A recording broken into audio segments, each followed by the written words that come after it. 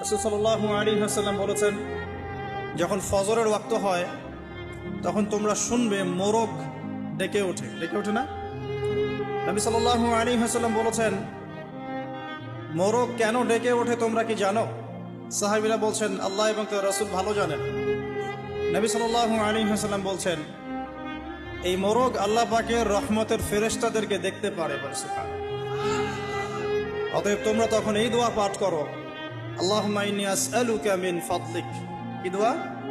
আল্লাহুম্মা ইন্নী আসআলুকা মিন ফাদলিকা। এই দোয়াটা পড়বেন সকালবেলা। তো যে রহমতের ফেরেশতা একটা মোরগ দেখতে পাচ্ছে, আমি দেখতে পাচ্ছি না, তাহলে আমার দৃষ্টির সীমাবদ্ধতা জানান দিচ্ছে একটা মোরগ। আবার আমাদের সবার দেহে আছে আত্মা বা রূহ। নবীকে প্রশ্ন করা হয়েছিল, ইয়াসআলুনাকা আনির রূহ।